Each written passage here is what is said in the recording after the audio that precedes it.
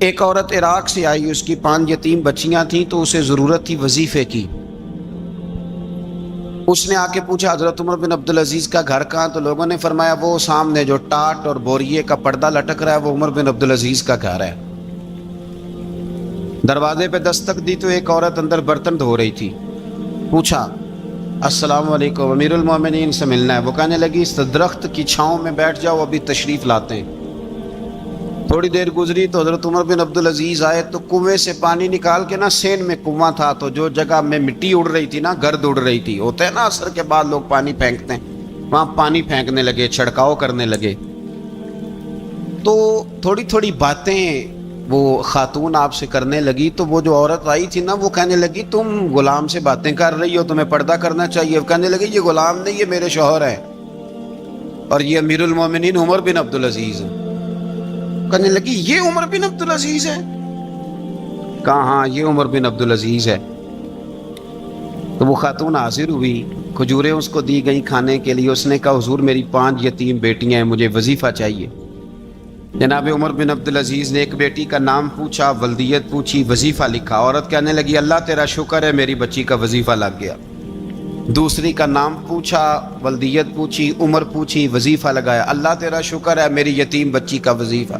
4 بچیوں کے وظیفے عمر لکھتے رہے، خاتون اللہ کی حمد کرتی رہی۔ 5ویں کا لکھنے لگے تو کہنے لگی میں نے زمانہ بڑا دیکھا ہے پر عمر بن عبدالعزیز تیری طرح کا بندہ نہیں دیکھا۔ آپ فرمانے لگے اب میں 5ویں کا وظیفہ نہیں لکھتا، 4 کا وظیفہ جا کے گورنر سے منظور کرا لے اور 4 کو کہنا تھوڑا تھوڑا 5ویں کو بھی دے دے۔ حضور کیوں نہیں لکھتے؟ فرمایا جب تک تو حمد کے لائق رب کی حمد کر رہی تھی میں وظیفے لکھ رہا تھا، اب تو نے میری تعریفیں شروع کر دی۔ اپنی تعریف پر کیسے وظیفہ لکھوں؟ وہ تو حمد کے لائق ہے، اس کی حمد ہونی چاہیے، لیکن میں اپنی تعریف پر، اپنی خوشامد پر میں نہیں لکھتا۔ جا اللہ تعالیٰ تیری لیے بہتری کرے۔ وہ خاتون کہتی ہے میں وہاں سے آئی، مجھے مہینوں لگ گئے، سفر لمبا تھا، عراق پہنچی تو عراق کے گورنر کو جب میں نے وہ روکا دیا تو ان کی چیخیں نکل گئی، تڑپ کے روئے۔ میں نے کہا کیا ہوا؟ کہنے لگی بی بی جس نیک آدمی نے تجھے یہ لکھ کے دیا تھا نا، چند دن ہوئے ان کا انتقال ہو گیا۔ عمر بن عبدالعزیز پردہ فرما گئے۔ وہ خاتون پھر روئی، کہنے لگی یتیم بیٹیوں کا اب کیا بنے گا، اس رکے کا کیا بنے گا؟ تو آپ فرمانے لگے بی بی جب امیر عمر بن عبدالعزیز جیسا ہو تو گورنروں کو بھی اللہ کچھ توفیق دے ہی دیتا ہے۔ اگر انہوں نے تیرا وظیفہ زندگی میں لکھا تھا تو فکر نہ کر، جب تک میں زندہ رہوں گا وظیفہ پہنچتا رہے گا۔ آپ کے گورنر نے لکھا کہ حضرت صاحب گورنر ہاؤس کی عمارت کمزور ہو گئی ہے، نہیں بنا لوں؟ تو آپ فرمانے لگے تو عدل کا قلعہ کیوں نہیں بناتا، انصاف کی دیواریں کیوں نہیں کھڑی کرتا؟ فرمایا چھوڑ اینٹیں لگانا، عدل و انصاف کا قلعہ بنا۔ سب سے بڑی بات یہ تھی کہ بڑے پابند تھے صوم و صلات کے، دن کو تلاوت کرتے، رات کو عبادت کرتے، پنجگانہ نماز میں کھڑے ہوتے، اللہ کے خوف کی بات آتی تو چڑیا کی طرح پھڑ پڑاتے، ڈرتے۔ آپ کی اہلیہ کہنے لگی عمر بن عبدالعزیز یہ کیفیت کیسے ہوئی؟ فرمانے لگے ایک ذہن میں بات بیٹھ گئی تھی کہ رب نے حساب پوچھنا ہے اور میں نے حساب دینا ہے، تو جس کو پتا ہونا میں نے حساب دینا ہے اور مجھ سے کسی نے حساب پوچھنا ہے، پھر سمجھیں حساب دینا ہے اور کسی نے حساب پوچھنا ہے، حساب دینا ہے اور حساب، تو فرماتے ہیں جب یہ ذہن بن گیا نا کہ میں نے حساب دینا ہے اور رب نے حساب پوچھنا ہے تو بس پھر میں نے حساب کر کے رکھنا شروع کر دیا۔ پھر میں نے کوشش کی ہے کہ حساب کروں کہ نا انصافی نہ ہو جائے، ظلم نہ ہو جائے۔ ایک آدمی بڑی دور سے چل کے آیا، عرض کی حضور آپ کے گورنر نے میرا مال چھین لیا ہے، واپس نہیں کرتا۔ تو حضرت عمر بن عبدالعزیز رحمۃ اللہ نے رکا لکھا، فرمایا میں نے تو تجھے نیک آدمی سمجھ کے گورنر بنایا تھا اور تو لوگوں کے مال نہیں واپس کرتا، فوراً واپس کر۔ اس کے نام جب خط لکھا تو آدمی خوش ہو گیا۔ تو آپ فرمانے لگے اب یہ بتا تیرا آنے جانے کا خرچہ کتنا ہوا؟ عرض کی حضور کیا مطلب؟ آپ فرمانے لگے ایک تجھ پہ ظلم ہو اور دوسرا تیرے اوپر اور خرچے ڈالے جائیں۔ देखे ना, एक आदमी की जमीन पे कब्जा हो, फिर वो वकील करे, फिर वो गवाह इकट्ठे करता फिरे, फिर वो मसाइल में उलझ जाए। जनाब उमर बिन अब्दुल अजीज ने हमें एक सोच अता फरमाई। फरमाया एक तेरे ऊपर जुल्म हुआ, एक तुझे इतनी तकलीफ हुई यहां आने की, और एक तेरा खर्च हुआ, बता कितने पैसे। अर्ज की हुजूर मेरा तो लाखों का माल आपने वापस करा दिया है, अब छोड़े खर्चे को। फरमाया ना भाई, ये मेरे रसूल कायनात का दीन है, इसमें हम हर शय का हिसाब करके रखेंगे। तेरा खर्च हुआ है, तेरा खर्चा हुआ है, तुझे आना पड़ा, तुझे जाना पड़ा। और दुनिया के मुनसफो फैसले करने वालों, थोड़ा ख्याल तो करो, कितने लोग हैं जो रुल गए बेचारे रस्तों में कचहरियों के, जो अदालतों के चक्कर लगा लगा के थक गए, जिनकी औलादें तड़प उठी, मकान बिक गए, उन्होंने अपने हकूक क्या लेने थे, उनकी तो बाकी चीजें भी चली गई। फरमाया खर्चा बता कितना हुआ। अर्ज की हुजूर 60 दिनार तकरीबन। फरमाया इसे माले खजाना से 60 दिनार भी दो। फिर फरमाया मेरी जेब से इसे 50 और दो, ताकि ये आने जाने में मजीद रोटी खा सके, गोश्त के साथ रोटी खाए। और फिर फरमाया माफ कर देना, हुकूमत उमर बिन अब्दुल अजीज की थी, पर तुझे बड़ी तकलीफ उठानी पड़ी, अजियत उठानी पड़ी। यारो इस रंग में उस शख्स ने हुकूमत की, इस अंदाज में, और सबसे बढ़कर बनु उमय्या में से थे। लेकिन मेरे रसूल पाक की औलाद से जो प्यार, हुजूर की नस्ल से, किसी ने आपके सामने कह दिया, इमाम जलालुद्दीन सयूती ने इसको लिखा है, किसी ने उमर बिन अब्दुल अजीज रदी अल्लाह तआला अन्हु के सामने कह दिया यजीद अमीरुल मोमिनीन था, मोमिनों का अमीर था। फरमाया पकड़ो इस बदजात को 20 कोड़े मारो, पकड़ो इस नालायक को, इसे 20 कोड़े मारो। ये नबी पाक के खानदान के कातिल को अमीरुल मोमिनीन कहता है। ये फतवा जनाब उमर का। मौला अली शेर खुदा की औलाद में से एक शहजादे आपके पास आए किसी काम के लिए, तो उमर बिन अब्दुल अजीज उठ के खड़े हो गए, हाथ बांध दिए, कहने लगे हुजूर सारी दुनिया मेरे पास आए, आप ना एक रुका लिख दिया करें या पैगाम दे दिया करें, इसलिए कि इस धरती पे जो कुछ भी है वो मदीने वाले रसूल का ही सदका है। हुजूर की औलाद से प्यार, नबी पाक सल्लल्लाहु अलैहि वसल्लम के खानदान के साथ मोहब्बत। हजरत उमर बिन अब्दुल अजीज ने फलाह आमा के काम कराए, बड़े बड़े सराय बनाए, लोगों के ठहराने का बंदोबस्त किया, वज़ाइफ दिए गरीबों को, मसाजिद बनाई, मदारस बनाए। आपको मुजद्दिद कहा जाता है। नए सिरे से तजदीद की, उलमा से प्यार किया, सदकात व खैरात का एक ऐसा माहौल दुनिया के अंदर बनाया कि लोग कहते हैं कि हम ज़कात देने के लिए बंदा तलाश करते थे, पर जनाब उमर बिन अब्दुल अजीज के ज़माने में कोई ज़कात लेने वाला मुयस्सर नहीं आता था। एक शख्स मिला तो लोगों ने उसको इतनी ज़कात दी, इतनी ज़कात दी, इतनी ज़कात दी, लोग खुशहाल हो गए। इतनी ज़कात दी कि अगले साल वो खुद ज़कात दे रहा था। हज़रत उमर बिन अब्दुल अजीज ने ऐसा माहौल बना के लोगों को दिया, इस तरह की नौइयत आपने लोगों को दी कि खुशहाली नजर आने लगी। जिम्मियों के, गैर मुस्लिमों के हुकूक का भी तहफ़्फ़ुज़ फरमाया। 39 साल उम्र पाई, सिर्फ नमाजें भी पढ़ गए, सदके भी दे गए, इबादतें भी कर गए, 2.5 साल हुकूमत भी कर गए, अल्लाह रसूल को राजी भी कर गए। उम्र पाई 39, पूरे 40 नहीं, 39 साल उम्र पाई। इतना कुछ कर गए। हम तो भी इंतजार में रहते, हम तो भी इंतजार में। उठ फरीदा सुत्या ते दाढ़ी आ गया भूर। उठ फरीदा, ये सुत्या का मतलब बाबा जी ने गफलत बयान किया है, कि मतलब ये नहीं कि सच्ची मुच्ची सोया हुआ था, कहते तू गाफल है। उठ फरीदा सुत्या दाढ़ी आ गया भूर, अग्गा नेड़े आ गया ही, पिछा रह गया ही दूर। 40 साल की उम्र में आपको जहर दे दिया गया। कुछ लोगों को बर्दाश्त नहीं ना हुआ। एक शख्स आया रुका लेके, उसने कहा हुजूर पिछला खलीफा मेरे नाम 20,000 दिनार लिख गया है, पर वो फौत हो गया है, तो आप ये रुका है, मुझे 20,000 दिनार दे दें। आप फरमाने लगे संभाल के रख, शायद मेरे बाद वाला दे दे। रुका संभाल के रख, पर मुझसे ना उम्मीद रखना 20,000 दिनार तो मैं 20,000 घर में दूंगा और 20,000 चूल्हे जलाऊंगा। मैं एक आदमी को इतना अमीर कर दूं और बाकी लोग देखते रहे। आपको जहर दे दिया गया,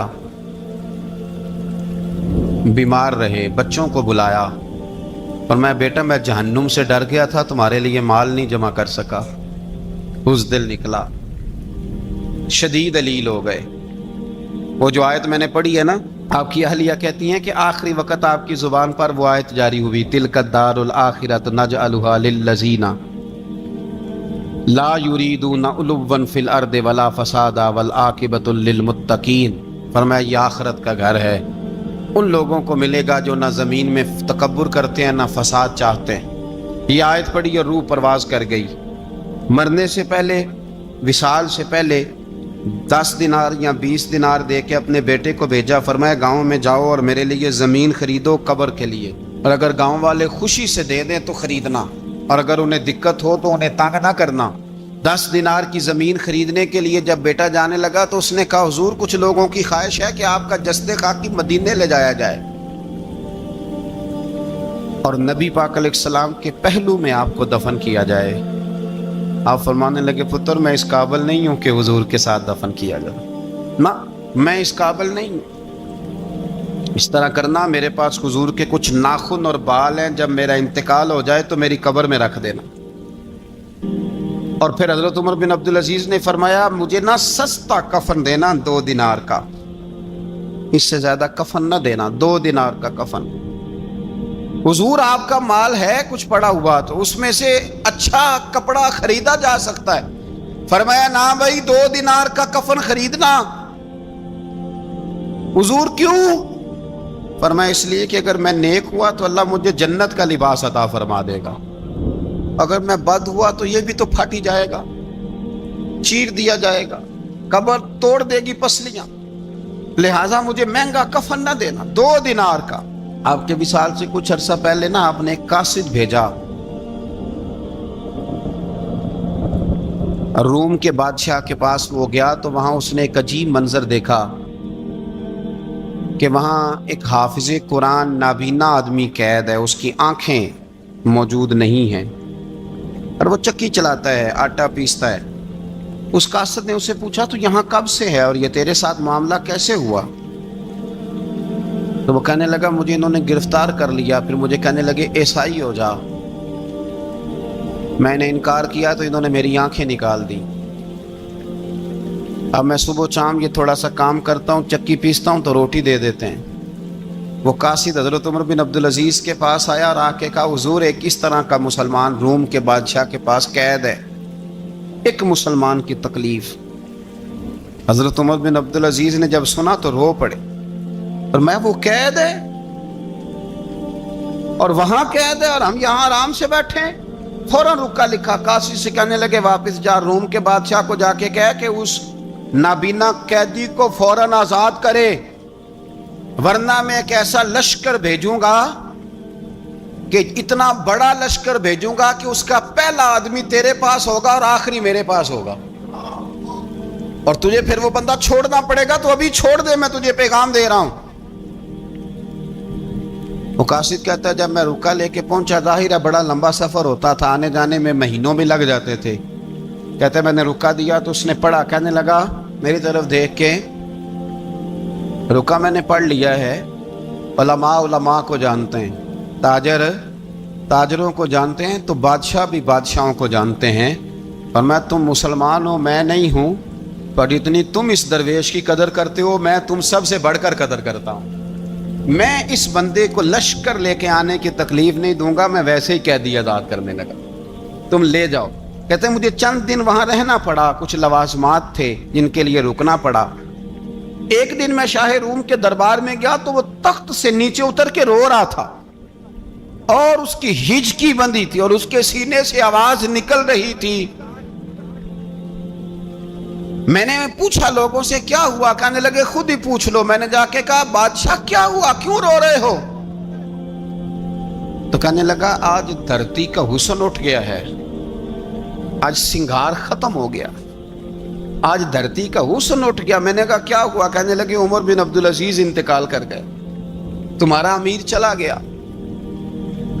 تو میرے دل میں خیال آیا، میں نے آہ بھری، میں نے کہا پھر ہمارے لیے کیا حکم ہے؟ تو فرمانے لگے وہ چلتا پھرتا راہب تھا، لوگوں کے پاس کچھ نہیں ہوتا تو وہ فقیر ہوتے ہیں، پر اس کے قدموں میں تو خزانے تھے، پر وہ پھر بھی فقیر تھا۔ فرمایا اس کا حکم اگر میں زندگی میں مانتا تھا تو مرنے کے بعد بھی بات مانی جائے گی، تمہارا قیدی بھی تمہیں واپس کیا جائے گا اور عمر بن عبدالعزیز کی بات بھی سنی جائے گی۔ کسی نے حضرت عبداللہ بن مبارک سے کہا آپ بڑے زاہد ہیں، آپ نے دنیا چھوڑ دی۔ فرمایا میں تو عالم فاضل ہو کے زاہد ہوں، زاہد تو اصل میں عمر بن عبدالعزیز تھے جو بادشاہ ہو کے زاہد تھے۔ مالک بن دینار بھی کہتے تھے وہ بادشاہ ہو کے زاہد ہیں۔ ان کا انتقال ہوا تو خواجہ حسن بصری فرمانے لگے آج دنیا سے بہترین آدمی چلا گیا۔ حضرت سیدنا امام احمد بن حنبل فرمایا کرتے تھے جو عمر بن عبدالعزیز کا ذکر کرے رب تو اس پر بھی رحمت نازل فرمائے گا۔ ارے یہ تو وہ شخص ہے کہ جب تک موجود تھا تو حسن موجود تھا، اور آج بھی ان کا ذکر کریں تو اللہ دلوں میں نور پیدا کر دیتا ہے۔ حضرت عمر بن عبدالعزیز رحمت اللہ علیہ تو وہ نیک آدمی تھے کہ ایک شخص آپ سے گفتگو کر رہا تھا، سرکاری بات چیت ہو رہی تھی تو چراغ بھی سرکاری جل رہا تھا۔ اس نے پوچھا حضور چلے سرکاری بات تو ختم ہوئی، طبیعت کیسی، حال کیا؟ فرمایا ٹھہر جو، ایک چراغ بند کر کے دوسرا جلا لیا۔ اس نے کہا حضور یہ کیا؟ آپ فرمانے لگے وہ سرکاری چراغ تھا، یہ میرا ذاتی ہے۔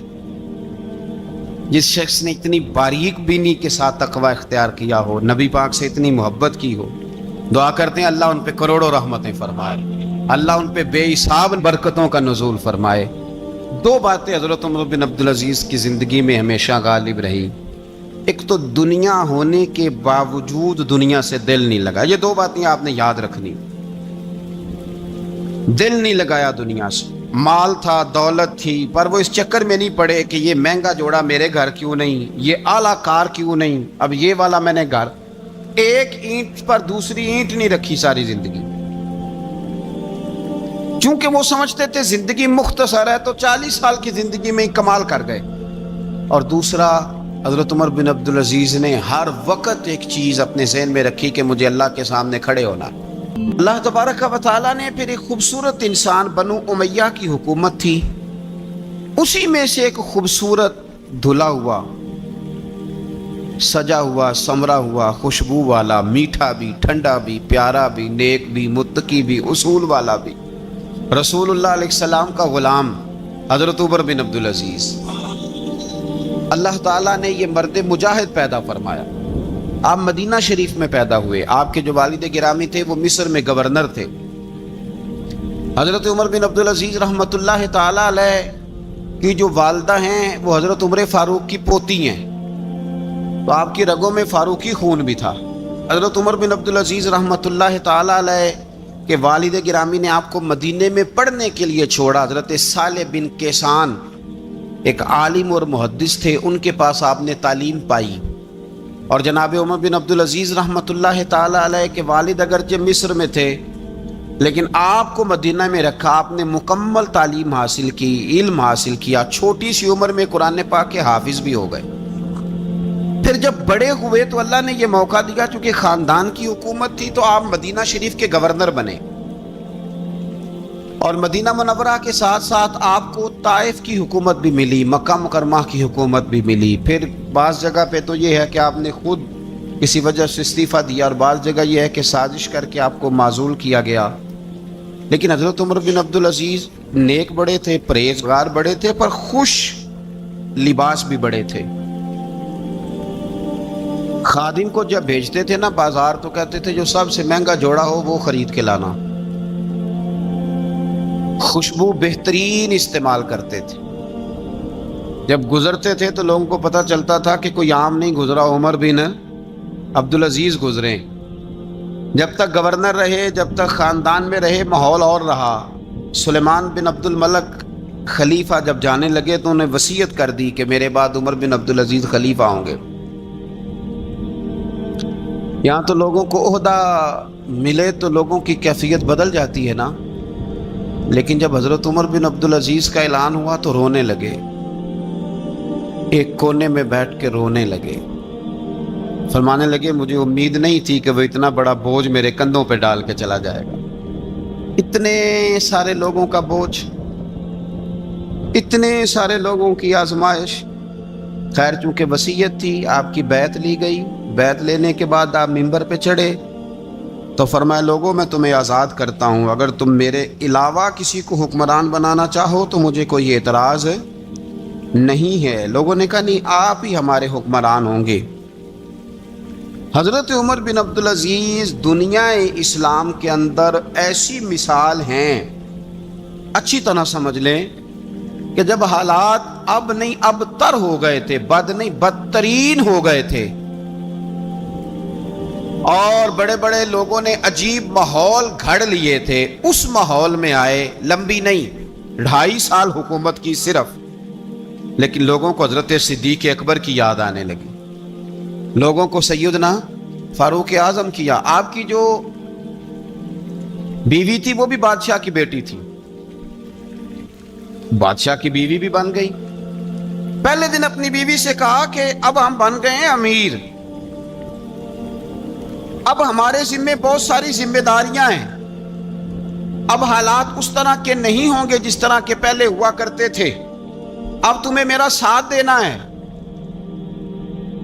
اپنا سارا زیور دو، میں بیت المال میں جمع کرانا چاہتا ہوں. یہ بڑا مشکل کام ہوتا ہے کسی خاتون کے لیے.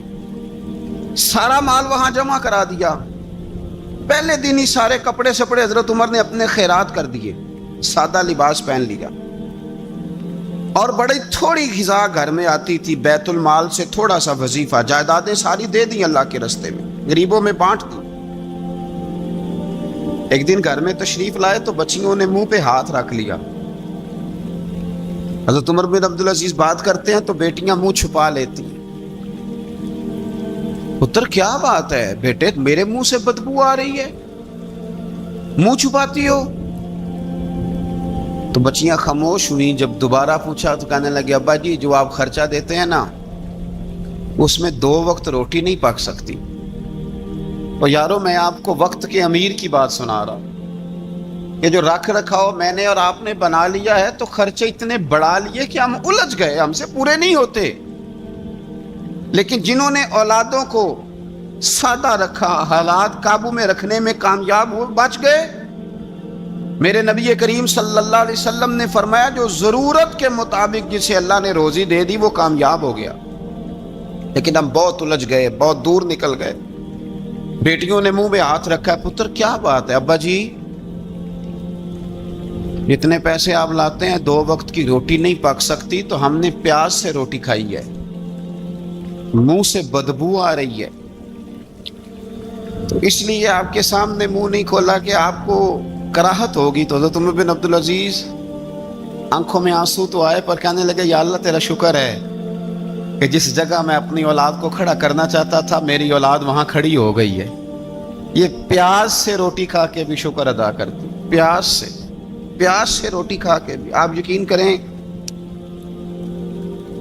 میرے ابا جی میری والدہ سے کہتے تھے کہ بڑولے میں گندم میں نے ڈلوا دی ہے، یہ میری ذمہ داری تھی، اب اچار کا ایک مرتبان بنا لے تو انشاءاللہ گرمیاں مسئلہ کوئی نہیں. میں نے دیکھا ہے انہیں پیاز سے روٹی کھاتے، میں نے دیکھا ہے وہ ایک پیاز سے روٹی کھاتے اور پیاز روٹی کے اوپر رکھ لیتے،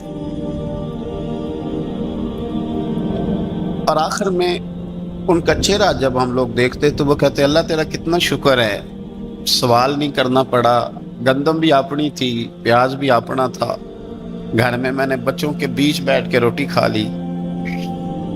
اور یوں لگتا تھا کہ وجود بھی ان کا سارا شکریہ ادا کرتا ہے صرف زبان میں.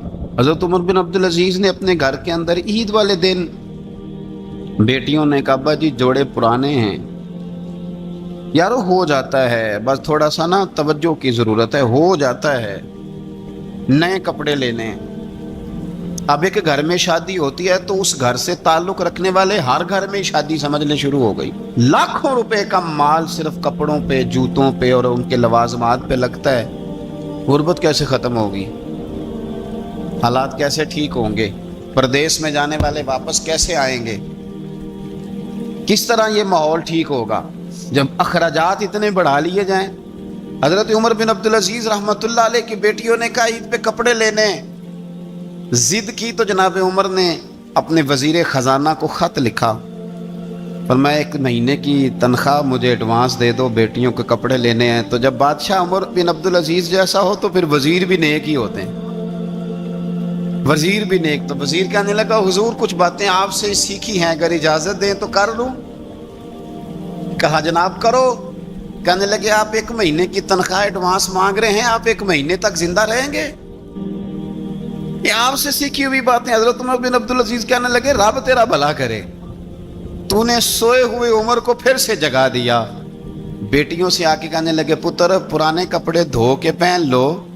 اگر کپڑے دھو کے پہن لوگی اور پہن کے رب کی بارگاہ میں کھڑے ہوگی تو رب تو پہلے ہی بڑا قبول فرمانے والا ہے، اللہ تو پہلے ہی بڑا قبول کرنے والا ہے. تو صاحب یاد رکھیں، حضرت عمر بن عبدالعزیز نے اپنے گھر کے اندر یہ ماحول پیدا کیا، اپنے گھر کے اندر یہ کیفیات آپ نے بنائیں، بنا کر کے سجائیں. میرے عزیز یاد رکھیں، کچھ چیزیں ایسی ہوتی ہیں جن پر انسان اگر توجہ کر لے تو آسانی سے معاملات ٹھیک ہو جاتے ہیں. حضرت عمر بن عبدالعزیز نے خود بھی سادگی اختیار کی، آپ کے بچوں نے بھی سادگی. ہوتا یہ ہے کہ جس طرح کا حکمران ہوتا ہے نا، رعایا پر اس کے اثرات ہوتے ہیں. یہ ایک اصولی بات ہے، جس طرح کا حکمران ہو رعایا پر اس کا اس طرح کا. ولید بن عبد الملک جب حکمران تھا نا تو اسے عمارتیں بنانے کا بڑا شوق تھا، بڑی بڑی بلڈنگیں کھڑی کرنا، بڑے بڑے محلات بنانا. تو اس زمانے میں ہر آدمی بلڈنگ کی بات کرتا تھا، ہر آدمی جو ہوتا تھا وہ کسی نہ کسی نئے مٹیریل کی بات کرتا تھا، نئے نقشے کی بات کرتا تھا. جب سلیمان بن عبد الملک حکمران بنا تو سلیمان بن عبد الملک جو تھا اس کو شوق تھا شادیاں کرنے کا.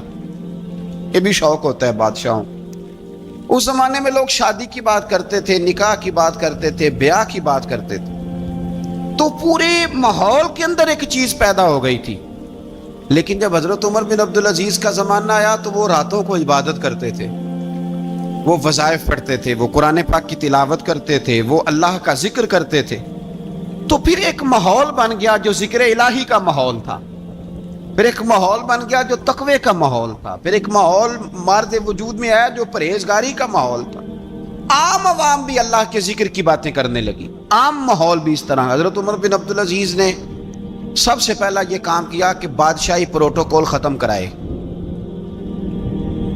ختم ہو گئے پروٹوکول. آپ نے فرمایا کوئی شاہی خاندان کا بندہ ہے تو کسی کا کوئی پروٹوکول نہیں ہے، میرا بھی کوئی پروٹوکول نہیں ہے. بلکہ آپ نے فرمایا کسی خطیب کو، کسی امام کو اجازت نہیں کہ میرا نام لے کے میرے لیے دعا کرے. سب مسلمانوں کے لیے دعا کرنا. فرمانے لگے الحمدللہ میں مسلمان ہوں، جب تم مسلمانوں کا نام لے کے دعا کرو گے تو میں بھی اندر ہی آ جاؤں گا. اضافی طور پر نام لے کے دعا کرنے سے بھی روک دیا. حضرت عمر فاروق رضی اللہ تعالیٰ عنہ خادم سے کہنے لگے بوڑھی سے پوچھو. تو پوچھا اماں السلام علیکم. وعلیکم السلام. اماں کیا بات ہے؟ تو اماں کہنے لگی جاؤ دوڑو، تمہیں کیوں بتاؤں، دیہات کی سیدھی سادی بی بی، جاؤ بھاگ جاؤ. کہا نہیں اماں مہربانی کرو اندر تو آنے دو. بڑی منت کے بعد اماں مانی. عمر فاروق عام آدمی نہیں جس سے دنیا کامتی ہے. حضرت عمر اندر گئے. اماں کیوں پریشان ہو؟ تو اماں کہنے لگی تمہیں کیوں بتاؤں، میرا اپنا دکھ ہے. چل اماں بتا دے، تیری مہربانی. تو اماں کہنے لگی میں ایک بیوہ ہوں، بے اولاد ہوں، کوئی میرا سہارا نہیں. مجھے عمر فاروق سے بڑی شکایت ہے.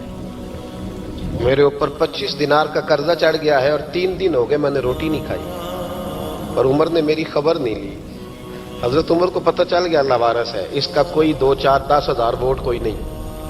ایک کو میکے سے 6 مربے نہیں لے کے آئی، ایک اکیلی تنے تنہا. اور بھائی جب اللہ کا خوف ہوتا ہے تو پھر انسان ان غریبوں کو بھی مناتا ہے. پھر ریڑھی والے کی بھی اہمیت بڑھ جاتی ہے، پھر رکشے والے کی قدر بھی بڑھ جاتی ہے. حضرت عمر فاروق رضی اللہ تعالیٰ عنہ کہنے لگے اماں عمر سے شکوہ ہے؟ کہاں؟ جناب عمر کہتے ہیں میں نے ایک جملہ کہا تو اماں نے تو مجھے لاجواب کر دیا. میں نے کہا اماں عمر کو کیا پتا کہ تو بھوکی ہے اور مقروض ہے، اسے کیا خبر؟ تو اماں کہنے لگی کیا کہا تم نے؟ عمر کو خبر نہیں، اسے پتا نہیں؟ تو عمر سے کہو نا چھوڑ دے حکومت، اس کے حوالے کرے جو خبر رکھ سکتا ہے. کیوں بیٹھا ہے پھر؟ ہمارے حکمران کہتے ہیں ابھی میں صدمے میں ہوں، نکلوں گا تو بات کروں گا، نہ ادھر ادھر کی تو بات کر. یہ بتا کہ قافلہ کیوں لٹا؟ مجھے رہزنوں سے غرض نہیں، تیری رہبری کا سوال ہے. ہاں تجھے جواب دینا پڑے گا.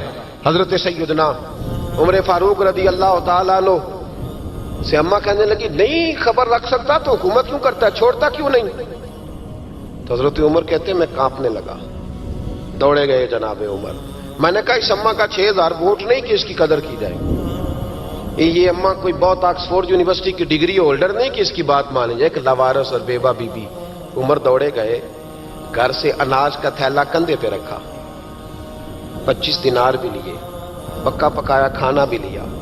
خادم کہنے لگا حضور مجھے دے دے میں اٹھا لیتا ہوں. تو حضرت عمر فرمانے لگے چل وعدہ کر قیامت کے دن بھی میرا بوجھ اٹھائے گا. کہنے لگا جی نہیں وہاں نہیں اٹھا سکتا. فرمایا پھر آج بھی نہ اٹھا, مجھے ہی اٹھانے دے, یہ میرا بوجھ ہے تو مجھے ہی. اماں کے سامنے 25 دینار بھی رکھے. پھر اماں کو حضرت فاروق اعظم نے 2 مہینے کا راشن بھی دیا, پھر پکا پکایا کھانا بھی دیا. معمولی آدمی کی بات نہیں کر رہا, 24 لاکھ مربع میل کا حکمران. حضرت عمر مدینے میں بیٹھ کے کبھی للکار دیں تو کیسر و کسرا کی ٹانگیں کانپیں. جناب عمر فاروق رضی اللہ کھانا کھلا کے, اماں چارپائی پہ تھی تو عمر نیچے بیٹھ گئے. کہنے لگے اماں چل عمر کو معاف کر دے, چل چل جانے دے, کوئی عرض نہیں, بیچارے کو پتہ نہیں چلا. تو اماں کہنے لگی تو نے پھر عمر کا ذکر چھیڑ دیا. بیٹے میرے گھاؤ بڑے گہرے ہیں, میرے زخم بڑے سخت ہیں, کلیجہ پھٹے تو تجھے دکھاؤں کتنی تکلیف میں ہوں. میں تو پکا ہوا پھال ہوں, کسی وقت بھی دنیا سے چلی جاؤں گی. میں نے عمر کو معاف نہیں کرنا. جب میں قبر میں جاؤں گی نا, نبی کریم علیہ السلام آئیں گے تو میں عمر کی شکایت کروں گی. میں کہوں گی حضور اس سے پوچھئے یا رسول اللہ بیوہ اور بوڑھی کا خیال ہی نہیں کیا. تو آپ کے غلام کہتے ہیں میں نے عمر کو کبھی اتنا روتے نہیں دیکھا جتنا آج روئے. کہنے لگے اماں عمر کو میں جانتا ہوں وہ کمزور ہے, یہ شکایت نہ لگانا, وہ کمزور ہے, مقابلہ نہیں کر سکے گا, یہ شکایت نہ لگانا, چل معاف کر دے. تو اماں کہنے لگی اچھا تو مجھے کچھ اچھا لگتا ہے, جا تیری خاطر عمر کو معاف کیا, تو پیارا لگا ہے, جا معاف کیا, تیری خاطر معاف کیا, تیری خاطر عمر کو معاف کیا. حضرت عمر فاروق کہنے لگے مجھے لکھ کے دو. کون اتنے جتن کرتا ہے, کون؟ کسی سے کہنا جا اپنی اماں کو منا لے, تو کہتے ہیں نہیں میری غلطی کوئی نہیں تو مناؤں کس بات پہ, ہمیں تو 20 دلیلیں آتی ہیں. جا ابا کے پیر پکڑ لے. پتہ ہے نبی پاک علیہ السلام نے فرمایا جس کا باپ راضی ہوگا اسی کا اللہ راضی ہوگا, اور جس کا باپ ناراض ہوگا وہ سارا دن وظیفے پڑھے, اس کا اللہ راضی. یہ ابو داؤد شریف کی حدیث ہے. نا جی بڑی مہربانی, پیسے نہ لائیے گا آپ. اب بات سنیں, وہ بھی میں سمیٹنے کی طرف آ رہا ہوں, ختم کر رہا ہوں, آپ میری بات پہ توجہ رکھیں. عزیز بھائی, نبی کریم صلی اللہ تعالی علیہ وسلم نے جو اپنے غلاموں کی تربیت کی, تو حضرت عمر فاروق کہنے لگے لکھ کے دو, لکھ دو. تو اماں کہنے لگی آپ لکھیں میں سائن کر دیتی ہوں, آپ لکھ دیں میں سائن کرتی ہوں. حضرت عمر نے لکھا فلاں بنت فلاں کو عمر سے شکایت تھی, پھر انہوں نے عمر کو معاف کر دیا. اماں سائن کرنے ہی لگی تھی کہ مولا علی شیر خدا آ گئے, حضرت عبداللہ ابن مسعود آ گئے. اوہو عمر یہاں بیٹھے ہوئے ہو, میں سارے مدینے میں تلاش کر رہا تھا, یہاں بیٹھے ہو, وہ کچھ لوگ ملنے آئے, نکلو. اماں نے سنا کہ یہ عمر تھے تو اماں اٹھ کے کھڑی ہو گئی. آئے ہائے عمر تھے, آپ عمر تھے. تو جناب عمر کہنے لگے اماں تو نے جو کہا ٹھیک کہا, لیکن اپنے وعدے پہ قائم رہا, یہ ذرا سائن کر دے. اماں نے سائن کیے. تو حضرت عمر فاروق فرمانے لگے علی آ گئے ہو تو بطور گواہ تم بھی دستخط کر دو. عبداللہ ابن مسعود تم بھی بطور گواہ جب سائن ہوئے تو جناب عمر نے رکا لپیٹا اور مولا علی شیر خدا سے فرمانے لگے علی یہ رکھ لو, مجھے لگتا ہے میں تم سے پہلے دنیا سے جاؤں گا, اور جب میں پردہ کر جاؤں نا تو یہ رکا میرے کفن میں رکھ دینا. اگر حضور علیہ السلام نے پوچھا نا میری امت کے ساتھ کیا سلوک کر کے آئے ہو, تو رکا نکال کے کہوں گا یا رسول اللہ ایک بوڑھی ناراض تھی, میں اسے بھی راضی کر کے آیا. حضور یہ میں راضی. بھائی جب تک ہم اللہ سے نہیں ڈرتے معاشرہ اصلاح پذیر نہیں ہو سکتا. حضرت عمر فاروق رضی اللہ تعالیٰ عنہ نا باہر والوں کا بھی بڑا سخت حساب کرتے تھے. بڑا ایک گورنر صاحب نے لباس بڑا شاندار پہننا شروع کر دیا تھا, تو حضرت عمر نے اتروا کے نا تو انہیں ٹاٹ کا لباس پہنا کے تو اونٹ چرانے کی ڈیوٹی دے دی تھی. اتنا سخت احتساب کرتے. کسائی کی دکان پر بھی 1-2 گھنٹے کھڑے ہوتے تھے. جو آدمی مسلسل 2 دن گوشت خریدتا تھا نا, فرماتے تھے اس کا ٹیکس بڑھا دو, لوگوں کو دال نہیں مل رہی اور یہ روز گوشت کھاتا ہے. حضرت فاروق اعظم اس کو جزیہ کہا جاتا تھا, یا کچھ اور معاملات ہوتے تھے بڑھا دیتے تھے. مسلسل جو 2 دن آدمی گوشت کھاتا تھا، فرماتے تھے مدینے میں غربت ہے، اگر یہ والا نظام تم کرو گے تو غریب لوگ کس کی طرف دیکھیں گے. لیکن اس سے زیادہ بڑھ کر جو ان کی زندگی کا معیار اور سٹیٹس تھا وہ یہ تھا کہ اپنے گھر کا خاص خیال رکھتے، خاص توجہ کرتے. ملک شام سے اور ایران سے کچھ لوگ آپ کی خدمت میں آئے تو وہاں سے کچھ کنیزیں بھی آئیں، ان کے بادشاہ پیغام لے کے. شاہ ایران کی کنیز کو ملکہ نے کہا کہ نا حضرت عمر کی زوجہ کو دیکھ کے آنا ذرا کس طرح کی ہے. ہمارے ملک میں کیا کہتے ہیں؟ خاتون اول. جی خاتون، باقی سارے دووں میں خاتون اول. ذرا خاتون اول کو دیکھ کے آنا. تو وہ جب آئی نا گھر میں ملنے تو کہا کہ مجھے میری ملکہ نے کہا تھا کہ عمر کی زوجہ سے، اہلیہ سے ملاقات کر کے آنا. تو حضرت عمر کی اہلیہ نے نا ایک جوڑا کپڑوں کا دے دیا ملکہ کے لیے اور ایک خوشبو کی شیشی دے دی. اب جب وہ تحفے وہاں گئے تو اس ملکہ نے نا کچھ سونے کا سامان بھیجا، کچھ زیورات بھیجے، کچھ تحائف بھیجے. جب حضرت عمر کے گھر آئے نا وہ خادم لے کے آیا، اس نے کہا جی آپ کی اہلیہ نے تحفے بھیجے تھے. تو جواب میں شاہ ایران کی بیوی نے، یہاں جس ملک کا وہ سفیر تھا، انہوں نے بھی یہ بھیجے. تو حضرت عمر فاروق نا وہ تحفے لے کے گھر گئے تو جا کے کہنے لگے اپنی اہلیہ سے، یہ تو کب سے تحفے تحائف بھیجنے لگ گئی ہے؟ یہ کب سے نظام شروع ہو گیا؟ تو کہ حضور تحفہ دینا لینا تو ٹھیک ہے، سنت ہے، محبت بڑھتی ہے، تو یہ کوئی قباحت نہیں، اور میں نے اپنی ذاتی استعمال کے لیے جو چیزیں رکھی تھی وہ میں نے دی ہیں. تو حضرت عمر فاروق رضی اللہ تعالیٰ عنہ فرمانے لگے ہم نے کسی ملک کے ساتھ اور اس کے بادشاہ کے ساتھ ذاتی تعلق نہیں بنانا. تعلق جو بھی بنے گا رسول اللہ کے دین کی برکت سے بنے گا. ذاتی رشتے نہیں ہم نے قائم کرنے. ذاتی آپ کے ملک کی جو ایئر لائن جس کا ہر سال خسارے کا ڈنڈورا پیٹا جاتا ہے نا، وہ ہمارے بادشاہ صاحب اور صدر صاحب اگر غیر ملکیوں کو گھوڑا کبھی بھیجنا ہو نا، گھوڑا، تو پورا ایک جہاز گھوڑا لے کے تحفے میں جاتا ہے. پورا جہاز غریب قوم کا یہ سرمایہ. اور قوم بڑی بادشاہ ہے، لائنوں میں لا کے ووٹ دیتی ہے. 2 کام ہمیشہ لائن میں لا کے کرنے ہیں، ایک بل لائن میں لا کے جمع کرانا ہے اور ایک ووٹ لائن میں لا کے، تاکہ پھر پورے 5 سال لائن میں ہی لگے رہیں. مرضی سے آپ ووٹ دینا، پر جو بات درست ہے اس کو سنو. اور وَلِمَنْ خَافَ مَقَامَ رَبِّهِ جَنَّتَانِ، جو رب کے سامنے کھڑے ہونے سے ڈرتا ہے رب اسے 2 جنتیں عطا کرتا ہے. تو لہٰذا یہ 2 باتیں ہمیشہ ذہن میں رکھیں. یہ اتنا بناؤ سنگار، ہر وقت اپنے آپ کو سجانا، گھر سنوانا، گاڑی، یہ وہ، اتنا اس چکر میں نہ پڑیں. اور دوسرا ایک ذہن بنائیں کہ دنیا سے ہم لوگوں کو جانا ہے. آخر دعوانا ان الحمدللہ رب العالمین. اللہم صل علی سیدنا و مولانا محمد. اللہم صل علی سیدنا و مولانا محمد. اللہ کے شیر ہے در کرار پر درود. اللہ کے شیر ہے در کرار پر درود. کے شیر غدر کرار پر درود.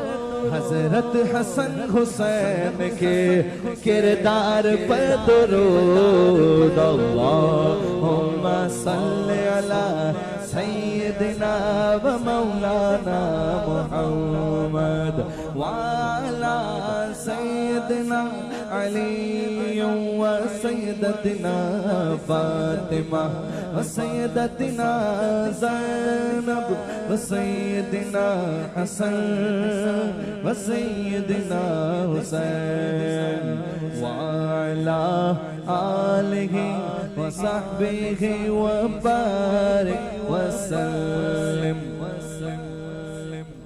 زینب کی بارگاہ میں، زینب کی بارگاہ میں، زینب کی بارگاہ میں، زینب کی بارگاہ میں سلام نیاز ہے. زینب کی بارگاہ میں سلام نیاز ہے. جو مرتضیٰ کی لاڈلی زہرا کا ناز ہے. اللہم صل علی سیدنا و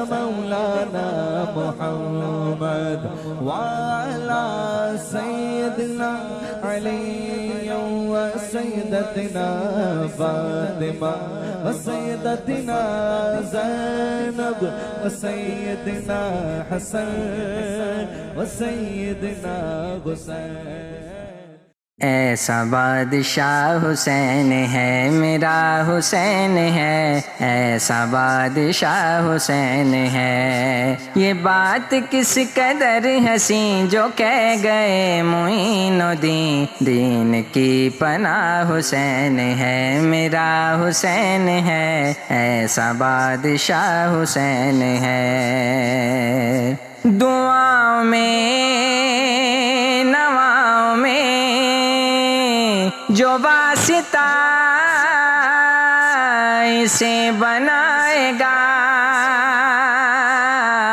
بہشت کی جو راہ کا ہے راستہ اسے بنائے گا. نہ راستے میں موڑ ہے، نہ راستے میں موڑ ہے، نہ واسطے میں موڑ ہے. ایسی سیدھی راہ حسین ہے میرا حسین ہے، ایسا بادشاہ حسین ہے. سنو سنو یہ دین تو حسین کا ہی میدان ہے. جہاں جہاں یہ دین ہے وہاں حسین حکمران ہے. جہاں جہاں یہ دین ہے وہاں حسین حکمران ہے. پاک سرزمین کا اس کے ہر مکین کا اب تو سربراہ حسین ہے میرا حسین ہے، ایسا بادشاہ حسین ہے میرا حسین ہے، ایسا بادشاہ حسین ہے.